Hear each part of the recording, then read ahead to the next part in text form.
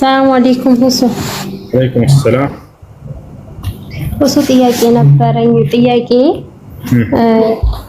ባሌን የምኖረው እዚህ ኢማራት ነውና አመጣሁት።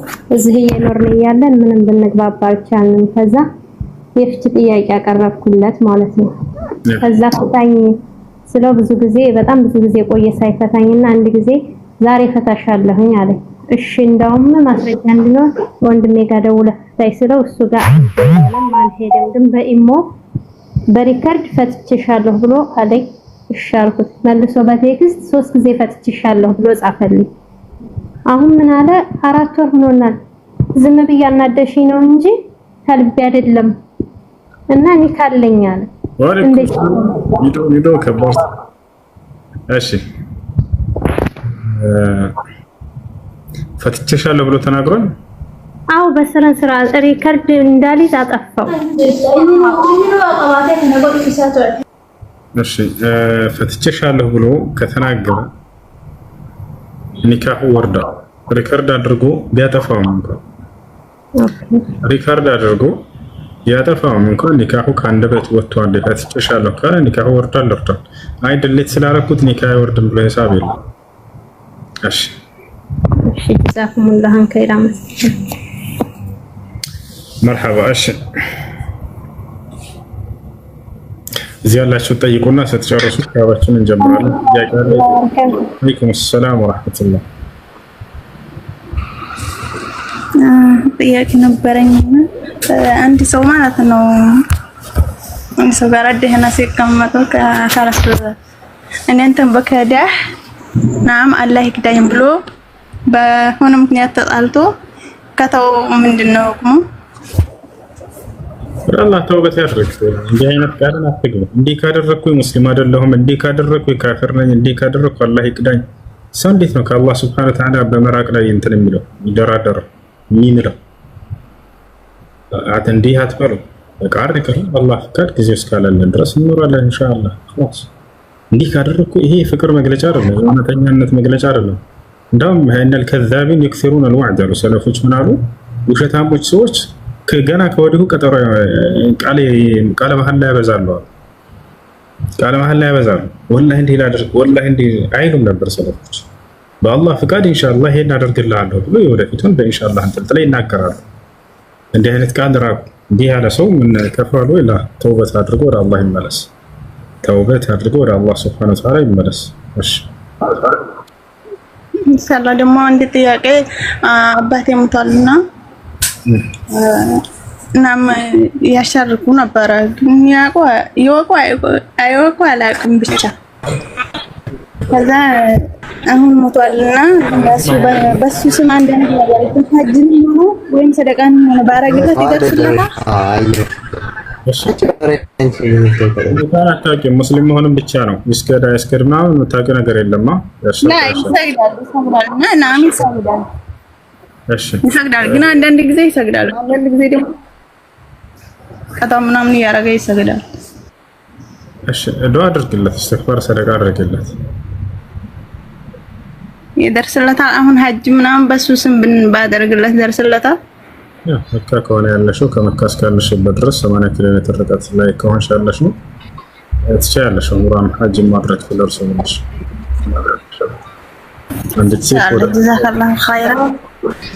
አንዲት ሴት ወደ ነብያችን ሰለላሁ ዐለይሂ ወሰለም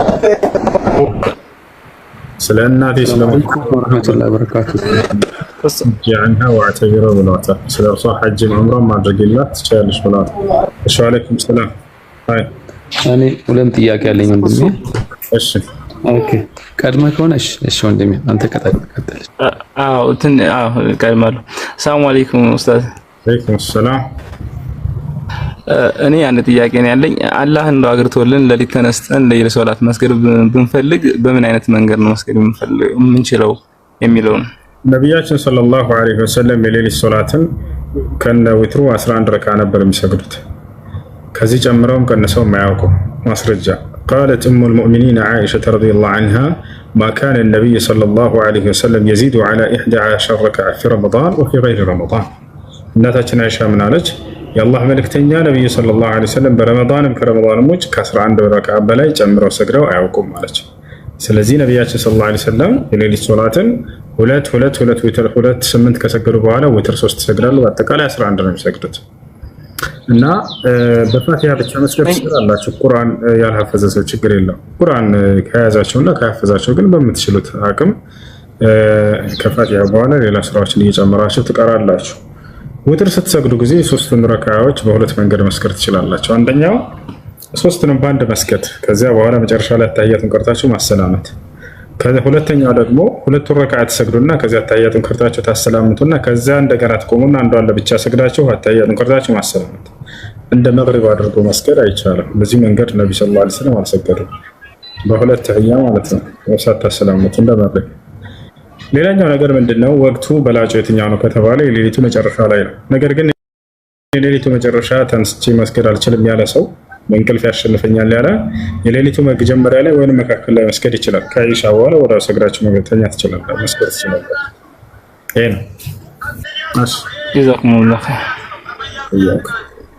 እሺ ጥያቄ ያለ ቀጥል። ከዚህ በኋላ ሰዎች እንዳታስገቡሽ ኪታብ ልንጀምር ስለሆነ ጥያቄ ያለ። ሰላም አለይኩም ወራህመቱላህ ወሲዬ። ሰላም ወራህመቱላህ ወበረካቱ። እንዴት ነህ? ሰላም ነህ? አላህ ሀቢቢ ይላዳ አዲስ ከስተመር ነኝ። ማሻአላህ ስላየሁ በጣም ደስ ብሎኛል። ሁለት ጥያቄ ነው ያለኝ። እሺ አንዱ ጥያቄ ሜይቢ ቅድም ስለ ጀናባ ሲያነሱት ትዝ ብሎኝ ነው። አንድ ሰው እንግድነት ይሄድና ድንገት እዛ በሄደበት እንግድነት ጋር ጀናባ ይከሰታል። ማለት ያው ሰው እንግድነት ሄዶ ማለት ነው ከሰው ጋር እንትን ሆኖ ሳይሆን ያው ይከሰትና ያንን ጀናባ ለመታጠብ አላመቸውም፣ ውሃም ሊያገኝ አልቻለም። ምንድነው ማድረግ ያለበት የምለውን ነገር ላስቸግር። ተየሙም ማድረግ አላህ Subhanahu Wa Ta'ala በቁርአን ላይ ወይን ኩንቱም ጁኑባን ፈጠሃሩ አለ። ጀናባ ከሆናችሁ ተጽዳዱ ታጠቡ አለ። ፈጠሃሩ እዚህ ቦታ ላይ ሻወር ሰዱ ለማለት ነው። ተጽዳዱ ሲል ወይን ኩንቱም እዛ ጋር አፈር ላይኖር ይችላል። እዛ ጋር እስቲ እሷንም በደንብ አብራራለን እስቲ። ብዙም ጊዜ ሸክላ ቤቶች ምናምን አፈር የማይገኝበት አሁን የተዘጋጉ ቤቶች አሉ አይደል? አዳም እነሱ ከሆኑ እንዴት የሆነ ክፍል ውስጥ በቃ ቁጭ ብለሃል ያለው መፍትሄ እና ሰውየው ውሃ ካገኘ ጀናባ ከሆነ ጀናባ የሚሆነው ሰዎች በሁለት መንገድ ነው። ወይ ከሚስቱ ጋር ግንኙነት አድርጎ ወይንም እንቅልፍ ተኝቶ በህልም እሱ የሚወጣው የዘር ፈሳሽ መንይ በመባል ይጠራል። ኮሜንት ላይ መንይና መዝይን አብራራልኝ የሚል ልጅ አለ። በዚሁ አጋጣሚ ማሻአላህ የልጅን ጥያቄ ነው ልመልስላችሁ። በአንድ ድንጋይ 3 ወፍ ይቅርታ 4 ወፍ። ከሰው ልጅ የሚወጡ የዘር ፈሳሽ 3 አይነት ናቸው። መንይ፣ መዝይ፣ ወድይ። ምን ይባላሉ? መንይ፣ መዝይ፣ ወድይ ይባላሉ። ኦኬ። እዚህ 3 የዘር ፈሳሽ አይነቶች ከወንድም ከሴትም የሚገኙ ናቸው። ከወንድ ብቻ አይደለም። ኦኬ። እና እነሱ የዘር ፈሳሽ አይነቶች አወጣጣቸውም ከለራቸውም ሁክማቸውም ሁሉም ይለያያል። ይሄን ሊያውቅ ይገባል ማንኛውም ሙስሊም። ያቻው መንይ የሚባለው 3ቱንም እናብራራቸው። መንይ የሚባለው የዘር ፈሳሽ በሁለት መንገድ የሚወጣ የዘር ፈሳሽ ነው። አንድ በግብረ ስጋ ግንኙነት ጊዜ፣ 2 እንቅልፋቸውን ተኝታቸው ቀን ሊሆን ይችላል ሌሊት፣ ቀንም ወይንም ሌሊት ሊሆን ይችላል። እንቅልፋቸውን ተኝታቸው በህልም የሚፈስ የዘር ፈሳሽ ምናልባት ከተቃራኒ ጾታ ጋር ግንኙነት አድርገህ ሳታደርግም ሊሆን ይችላል። ብቻ እንቅልፋቸውን ተኝታችሁ የሚፈስ የዘር ፈሳሽ ምን ይባላል? መንይ ይባላል። ሁለቱ ይነጅሳል አይነጅስም? ላ አይነጅስም። ማስረጃ ቃል ነብዩ ሰለላሁ ዐለይሂ ወሰለም አልመንይ ጣሂር። ስለዚህ መንይ አይነጅስም። ነገር ግን ሻወር ያስወስዳል ወይ? አዎ ሻወር ያስወስዳል። ሻወር ያስወስዳል። የነካብን ያልብስን ማስለቀቅ ይጠበቅብናል ወይ? ላ አይጠበቅም። ምክንያቱም ነጃሳ ስላልሆነ ያንን ማስለቀቅ እንደማይጠበቅባችሁ ግዴታ እንዳልሆነ ማስለቀቁ እንደማይነጅሽ ለመግለጽ ብላ እናታችን አይሻ አንድ ሐዲስ ዘግባለች። ሁል ጊዜ ሌላ እምነት ተከታዮች በቃ ይሄንን እያነሱ እስላም ማንቋሸሽ የሚፈልጉበት አንድ እናታችን አይሻ ምን አለች? ወኩንቱ አፍሩኩሁ ሚን ተውቢ ረሱልላህ ከነብዩ ሰለላሁ ዐለይሂ ወሰለም ተከፍቀው ነበር ያለችው ምን ለማለት ፈልጋ ነው? እንደማይነጅስ ልትገልጽልን ፈልጋ ነው። ቢነጅስ ኖሮ ያንን ያስለቅቁ ነበር ነብዩ ሰለላሁ ዐለይሂ ወሰለም። ለትውልዳቸው ያን ነገር አውቀው ብለው ነው የተውት። ነብዩ ሰለላሁ ዐለይሂ ወሰለም አንድ ጊዜ በህይወታቸው ነው የተውት። ያንን የተውበት ምክንያት እንደማይነጅስ ትምህርት እንድንወስድ ዘንድ ነው። አንድ ሰው ያ ነገር ልብሱ ላይ ሆኖ ቢሄድ ሊነጅስ እንደማይችል ገብታችኋል አይደለ? ነጃሳ እንዳልሆነ መንይ ለመግለጽ ፈልጋ እናታችን አይሻ ያንን ሐዲስ ተናገረች። እነሱ ብልግናውን ወሰዱኝ፣ እውቀቱን ትምህርቱን ወሰድን። በዚህ ላይ አህካሞችን አወጣንለት። አልሐምዱሊላህ አላ ኒዕመቲል ኢስላም ወልዓቅል። እና ምንድነው መንይ አይነጅስም። ገብታችኋል አይደል? ሻወር ያስወስዳል፣ ግን ሻወር ልንወስድ ይገባል። መንይ ያወጣጡ አይነት እንዴት ነው? እየተስፈነጠረ የሚወጣ የዘር ፈሳሽ አይነት ነው። ከለሩ የወንድ ልጅ ወፍራም ነው፣ ሴት ልጅ ቀጠን ይላል። ሽታው ልክ እንደ ሙቅ አይነት ሽታ የሆነ ነው። ይሄን ይመስላል። ይሄ መንይ ነው በቃ። ሁለተኛ የዘር ፈሳሽ መዝይ የሚባለው ነው። መዝይ የሚባለው የዘር ፈሳሽ ደግሞ በግብረ ስጋ ግንኙነትም የሚወጣ አይደለም፣ ወይንም ደግሞ እንቅልፋቸውን ተኝታቸው የሚወጣ አይደለም። አንተ ያኔ መስተይቀው የነቃህ ሆነህ ሳለህ ማለት ሳትተኛ ወይንም ግብረ ስጋ ግንኙነት ሳታደርግ ስሜታዊ ነገር አስበህ ሊሆን ይችላል። ስሜታዊ ነገር አይተህ ሊሆን ይችላል። ከሚስትህ ጋር ተቃቅፈህ ወይንም ደግሞ ተሳስመህ ሊሆን ይችላል። ተላፍተህ ሊሆን ይችላል። በዚህ ጊዜ የሚወጣው የዘር ፈሳሽ በመባል ይጠራል፣ መዝይ ይባላል። ያወጣጡ ስርዓት እንዴት ነው? እየተዝለገለገ የሚወጣ ነገር ነው። የቀድሙ እየተስፈነጠረ ነው የሚወጣው። ይሄ ከለሩ መዝይ ምንድነው? ጥርት ያለ ውሃ ይመስላል። እሺ ሁክሙ ምንድነው? ነጃሳ ነው። ይሄ ይነጅሳል። ገብቶቻው ነጃሳ ነው፣ ይነጅሳል። ሻወር ግን ያስወስዳል ወይ? ላ አያስወስድም። ታዲያስ ምን ማድረግ ነው የሚጠበቅብን? ነጃሳ ስለሆነ የነካበንን ቦታና ልብስ ማጠብና ማጽዳት ብቻ ነው የሚጠበቅብን። ገብቶቻው ይሄኛው ምን ይባላል? መዝይ ይባላል። ስሜት ተሰምቷቸው የሚወጣ ፈሳሽ ነው። በተለያየ መንገድ ሊሆን ይችላል። ከሚስቱ ጋር ተጫውተ ወይንም ተላፍተህ ከሌላ ተቃራኒ ጾታ ጋር በስልክ የሚያወሩ አሉ። ይሄን ነገር አውደም አብራራ። ሀቅ ነው ወላሂ፣ ልክ ነህ። ሊሆን ይችላል። የዛኔ ስሜት ተሰምቶት የሚወጣ ፈሳሽ እሱ መዝይ ይባላል። ሴትም አለው እያለች ነው እህታችን። ሽንት ዓመትሽ ስታርጌት ይርፍ። እሺ ለዋኛው ሶስተኛ የዘር ፈሳሽ ምንድነው? ወዲይ የሚባለው ነው። ወዲይ የሚባለው የዘር ፈሳሽ ደግሞ ምንድነው? ይሄ ደግሞ ከሁለቱ በተለየ መንገድ ነው። ምንም አይነት ስሜት ሳይሰማቸው የሚፈስ የዘር ፈሳሽ ነው። ምናልባት ስራ ድክም አድርጓችሁ ሊሆን ይችላል። ገብታችኋል? ስራ ድክሟችሁ ሊሆን ይችላል። ወይንም አብዛኛው ጫት ቃሚዎች ላይ የሚከሰት ነው። ድክምክም ይሉና መጨረሻ ሲሄዱ ጊዜ ከሽንት በኋላ በአብዛኛው ጊዜ ከሽንት በኋላ ይከሰታል ነጭ ነገር። ያ እየተንጠባጠበ ይወጣል። ምንም ስሜት ሳይሰማችሁ ወይ ስራ ድክም ብሏችሁ በዛ ሰዓት ሊከሰት ይችላል። ይሄ ምን ይባላል? አድሚኖች አስወጡ። ይሄኛው ምን ይባላል? ወዲይ ይባላል። የዚህ ሁክም ምንድነው? ነጃሳ፣ ልክ እንደ ሽንት ነው። በቃ ነጃሳ ነው። ያንን ከነካባችሁ ሰውነታችሁን ማጠብና ማጽዳት። ሻወር ያስወስዳል ወይ? ላ ሻወር ያስወስዳል። ይሄን ይመስላሉ ሶስት የዘር ፈሳሽ አይነቶች።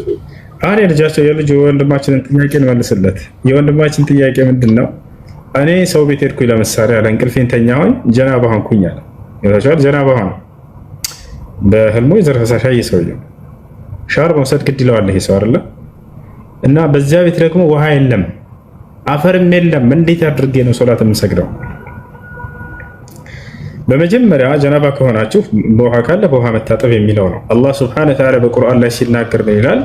ወኢን ኩንቱም ጅኑበን ፈጠሃሩ አለ። ጀናባ ከሆናችሁ ተጽዳዱ አለ። እዚህ ቦታ ላይ ያኔ ፈቅተሲሉ ለማለት ነው። ሙሉ ሻወር ወሰዱ ታጠቡ ለማለት ነው። እሺ ሰውየው ውሃ ካላገኘስ መፍትሄ ያስቀመጠ አላህ ሱብሓነሁ ወተዓላ ነብዩ ሰለላሁ ዐለይሂ ወሰለም ሐዲስ ላይ መፍትሄ ያስቀምጡ። አላህ ምን አለ እዚያው ላይ?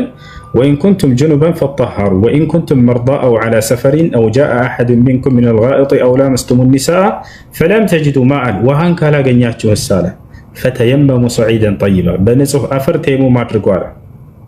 አያችሁ፣ ተየሙም አድርጉ። ተየሙም ማለት በንጹህ ውሃ በሌለበት ጊዜ ወይንም ታመህ ከሆነ ሰውነትህ ላይ ቁስል ካለ በአፈር ራስን ውዱ የምታደርግበት ወይንም ሻወር የምትወስድበት ስርዓት እሱ ነው። ተየሙም የምታደርገው በንጹህ አፈር ፈተየሙም ሰዒደን ጠይበን፣ ሐላል ነው ምንድነው ጣህራ በሆነ ውሃ ማነው አፈር ተየሙም አድርጉ ብሎ ይናገራል። እንዴት ነው አደራረጉ? ተየሙም አፈር ካገኘን በዚህ አካባቢ ለውዱም እንዲሁም ደግሞ ለጀናባም የሚደረገው የትጥበት ስርዓት አንድ አይነት ነው ጀማዓ። ለውዱም የምታደርጉት ተየሙም ለጀናባም የምታደርጉት ትጥበት በአፈር የምታደርጉት ተየሙም አንድ አይነት ነው። አላህ ምን አለ እዚያው? ፈምሰሑ ቢውጁሂኩም ወአይዲኩም ሚንሁ አለ። ፈምሰሑ ቢውጁሂኩም ወአይዲኩም ሚንሁ፣ ከእርሱ በዚያ በአፈሩ ፊታችሁንና እጃችሁን አብሱ አለ። እጃችን የትኛውን ነው የምናብሰው? ይሄ ከታች ያለው ነው እስከ ላይ ያለው? ሐዲስ ላይ ነቢያችን ሰለላሁ ዐለይሂ ወሰለም አብራሩት። አሱና ቱፈሲሩ አልቁርአን። ነቢያችን ሰለላሁ ዐለይሂ ወሰለም ሐዲስ ላይ ፊታችሁንና እንዲሁም ደግሞ ከላይ ያለውን ይሄንን መዳፋቸውን ከላይ በኩል ያለውን መዳበስ ነው ብለው ተናገሩ። እሱን ይሄንን በአፈር ማስነካት። በነቢያ ከሐዲስ ልጨምርላችሁ። በነቢያችን ሰለላሁ ዐለይሂ ወሰለም ጊዜ ሱሐቦች የሆነ ጊዜ ወጣ ብለው ሄዱ። በወጡበት ሰዓት ሰፈር ላይ ናቸው። እንቅልፋቸውን ተኝተው ልክ ሲነሱ ጠዋት ሱብሒ ሶላት ደረሰባቸው። ከመካከላቸው አንዳቸው ጀናባ ሆኖ ነበር። ከነዚህ ሱሐቦች ሰሕራ ላይ ናቸው፣ ሜዳ ላይ ናቸው። በወጡበት ቦታ ላይ ጀናባ ሆኖ ሰዓቱ ሊያልፍበት ነው የሱብሒ ሶላት። ውሃ የለም በዚህ አካባቢ። ሁሉም ተይሙም አድርገው ሰገዱ። እሱም ጀናባ ሆኗል። በዚያ ሰዓት ሱሐቦች አንድ ሰው ጀናባ ቢሆን አንድ ሰው ጀናባ ቢሆን በተግባር አሳያችኋለሁ። ተይሙም አደራረክ ልጨርስ። በዚህ ሐዲስ ላይ አንድ ሰው ጀናባ ቢሆን ውሃ ካላገኘ እንዴት አድርጎ ያንን መጽዳት እንዳለበት ሱሐቦች ግን አልተማሩም ነበር። ይዛን ገብቷችኋል? ውዱእ ሲያደርግ ጊዜ ግን በምን መልኩ ማድረግ ተይሙም እንዳለባቸው ያንን ያውቃሉ፣ ተምረው ነበር። አሁን በዚህ ጊዜ ጀናባ ሆነ ይሄ ሰው እንዴት ላድርጋለን? ሌሎቹ ተይሙም አድርገው ሰገዱ። እሱ ወቅቱ ሊያልፍበት ምን አደረጉ ሱሐቦች? ተመልከቱ። የአላህ መልእክተኛ ነብዩ ሰለላሁ ዐለይሂ ወሰለም ለውዱእ ፊታችሁንና መዳፋችሁን ከላብሱ ብለውናል። ለውዱእ እንደዚያ ካሉ ለጀናባ ለሙሉ ትጥበት ደግሞ ሙሉ ሰውነቴን አፈር መንካት አለበት ማለት ነው አለና በዛ ቅያስ አድርጎ አፈሩ ላይ ሄዶ ተንከባለለ። ሂሳቡ አፈሩ ላይ ተንከባለለና ሙሉ ሰውነቱን አስነካፈር። ከዚያ በኋላ ሰገደ ሱብሂን ሶላት። ከዚያ ወደ ነብያችን ሰለላሁ ዐለይሂ ወሰለም ጋር መጡ። በመጡ ጊዜ ጠየቃቸው፣ አንተ የአላህ መልእክተኛ ሆይ ለሰፈር ወተን ነበር፣ እንቅልፍ ተኝተንም ሳለ ጀናባ ሆንኩኝ። ከዚያ ሱብሂ ሶላት ደረሰብኝ እና እርሶ እንዳስተማሩን ለውዱእ ፊታችሁንና መዳፋችሁን አብሱ ከተባለ ለጀናባ ደግሞ ሙሉ ሰውነትን መንካት ይኖርበታል ብዬ አስቤ ተንከባለልኩኝ አላቸው። ፈضحك النبي صلى الله عليه وسلم ነብዩ ሰለላሁ ዐለይሂ ወሰለም ሳቁ፣ ፈገግ አሉና አስተማሩት። ምን አሉት? فقال له النبي صلى الله عليه وسلم إنما كان يكفيك أن تضرب بكفيك على الأرض الطاهر فتمسح بهما وجهك وكفيك من الأعلى አሉት። እንደዚያ ማድረግ አይጠበቅብህም ነበር መንከባለል አሉት። ይልቁንስ በመዳፎችህ ንጹህ አፈር ላይ አምጥተህ እንደዚህ ትመታና አሉት። አያችሁ አይደል? ቢስሚላህ ትልና መታት አድርግና በእነርሱም ፊትህንና ልክ እንዲሁ ደግሞ የእጆችህን መዳፍ ከላይ በኩል እንደዚህ ታብሳለህ አሉት። አያችሁ? አለቀ በቃ። ለተይሙም ለውዱም እንዲሁም ደግሞ ለሻወርም ተይሙም የሚደረገው አንድ አይነት። ስለዚህ ፊታችሁንና ከላይ መዳፋችሁን ይሄን እጃችሁን ከላይ በኩል ያለው ማበስ ብቻ በቂ ነው ብለው ነግረውታል። እሺ ወንድማችን ጥያቄ አፈር በሌለበት ቦታ እስከሆነ ነው። አንድ ይቀራል ወስዬ አንድ መጨረሻ ልጠይቅህ። ትንሽ ጊዜ ሊወስድብህ ይችላል፣ ግን ሌላ ጊዜ ጠይቅሃለሁ። ስለ ሪባ መሰለኝ አፉ አድርገልኝና አንዳንድ ሰዎች አሁን ያው ጓደኞቻችን ባንክ ይበደራሉ እያወቁ ማለት ነው ሪባ። አሁን ባንክ ከመምጣቱ በፊት የነባር የድሮ ባንኮችን ይበደሩና እያወቁ ማለት ነው ሪባ ሐራም መሆኑን ያውቁታል። ቢዝነስ ነው ከቢዝነስ እየወጣን ነው በማለት ብዙ ጊዜ ይበደራሉ። ከዛ ከተበደሩ በኋላ ገንዘብ ያካብታሉ። ገንዘብ ካካበቱ በኋላ ያንን ገንዘብ ሀጅም ያደርጉበታል። ብዙ ነገር ነው ሄዶ የሚመጡበት። ካፒታሉ መነሻው የሚሆነው ከሪባ ነው እና ያ ነገር ሁክሙ እንዴት ነው? ምናልባት ሰዓት ካለ ሰፊ ሰዓት ስለምፈልግ ነው። እዛ ላይ በወለድ ገንዘብን መበደር ሐራም ነው፣ ኃጢአት ነው፣ ክልክል ነው። አላህ ሱብሓነሁ ወተዓላ በቁርአን ላይ ወለድን ከልክሏል። ነቢያችን ሰለላሁ ዐለይሂ ወሰለም ሐዲስ ላይ ከልክለዋል። ከታላላቅ ወንጀል ነው ወለድ። አላህ በቁርአን ላይ ያ አዩሃ አለዚነ አመኑ ላ ተእኩሉ ሪባ ይላል። እናንተ ያመናችሁ ሰዎች ሆይ ወለድን አትብሉ ይላል። በሱረቱል በቀራ ላይ የቁል አላህ ሱብሓነሁ ወተዓላ ወአሐለ አላሁ አልበይዐ ወሐረመ ሪባ፣ እኔ አምላካችሁ አላህ ንግድን ፈቅጄላችኋለሁ ወለድን እርም አድርጌባቸዋለሁኝ አለ። አያችሁ ሐራም ነው ወለድ መስራት። ነቢያችን ሰለላሁ ዐለይሂ ወሰለም ለዐነ አላሁ አኪለ ሪባ ወሙኪለሁ እያለ ተረግመዋል። ወለድ የሚበላን ሰው የሚያበላውንም አላህ ረግሟቸዋል እነዚህን ሰዎች ብለው ተናግረዋል። አንድ ወንጀል ተጠቅሶ በሐዲስ ላይ ይሄን የሰራ የተረገመ ነው ከተባለ ያ ወንጀል ከታላላቅ ወንጀል መሆኑን ያሳያል ብለዋል አለሞች። ስለዚህ ከታላላቅ ወንጀል ነው ወለድን መብላት። እሺ ሰውየው የስራ መጀመሪያው ካፒታሉ መጀመሪያው በዚህ ጀመረ። ከጊዜ በኋላ ግን ይሄ ሰው ከዚህ ዓለም ወጣና ሐላል ስራዎችን ሰራ፣ ካበተ፣ ብዙ ሐጅ ያደረገ፣ ዑምራና ያ የመጀመሪያው ተጽዕኖ ያደርግበታል ወይ ከተባለ ወንጀል እስከሆነ ድረስ አዎ ተጽዕኖ ያደርጋል። ስለዚህ እንዴት ነው ያንን ከአላህ ዘንድ መታረቅ የሚችለው ያን ነገር ከተባለ ተውበት ማድረግ፣ ወደ አላህ ሱብሓነሁ ወተዓላ ተውበት ማድረግና ሹክራን እስዬ እዚች ጋር አንድ ገል ጨምርልህ። ምን መሰለ ያቁታል ኡስታዞች ይነግሩታል። አይ ተውበት አረጋ ንያውም ራሱ የሚገርምህ ወደዚህ ቢዝነስ ስገባ አላህ እድሜ ከሰጠኝ ተውበት አረጋለሁ ብሎ ነው የሚገባው። አንደርስታንድ አድርገኛል አይደለ? እዚህ ጋር ነው ብዙ ጊዜ የኛ ሰው እንትን እያለ ያለው እንድትረዳኝ። አላህ እድሜ ይስጠኝ ተውበት አረጋለሁ እያለ ነው ቢዝነሱን የሚሰራው። ከዛ በኋላ ሀጅ አረጋለሁ። ሀጅ ማለት ደግሞ ከእናት ወደ እንደመወለድ ነው። ከኃጢአታችን እንታጠባለን። ይደጋግሙታል ይሄን ነገር። ግን እቺ ነገር በደንብ አድርጋ የሆነ ጊዜ ብትሰጥ ይሻላል ነው። ቀጥል አንተ ራስን አፍሯል። ወንጀል ተውበት አደርጋለሁኝ ብሎ እንዲህ አይነት ውስጥ መግባት ይሄ ከሌላ ትልቅ ወንጀል ነው። ሰውየው ምናልባት ተቸግሮ እንዲገባ አይፈቀድለትም። ገብቶ ሊሆን ይችላል። ሙስሊም እንደዚህ ነገ ተውበት አደርጋለሁኝ እያለ እንዲህ አይነት ወለደ እንትን አይዳፈርም። አላህ ሱብሓነሁ ወተዓላ የወንጀል አይነቶችን በቁርአን ላይ ጠቅሶ የሚገርማችሁ ወለድን በአንድ መገለጫ ገልጾታል። ይህን የሰራ ሰው ከአላህና ከመልእክተኛው ጋር በቃ ጦር ነው ያወጀው ብሎ ነው የተናገረው። ጦርን አውጇል። በቃ ወደ አላህና መልእክተኛው ጋር ይህ ሰውዬ ትልቅ ጸብን እንዳደረገ ተገልጿል። ፈኢን ለም ተፍዐሉ ፈእዘኑ ቢሐርቢን ሚነላሂ ወረሱሊሂ ተብሎ ተገልጿል። ወኢን ቱብቱም ፈለኩም ሩኡሱ አምዋሊኩም ላ ተዝሊሙነ ወላ ተዝለሙን።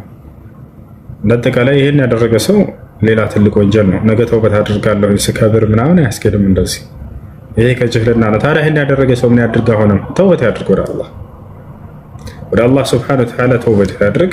አላህ ሱብሓነሁ ወተዓላ ይቅር እንዲለው ይማጸን። ይሄ ሰው ይህን ይመስላል።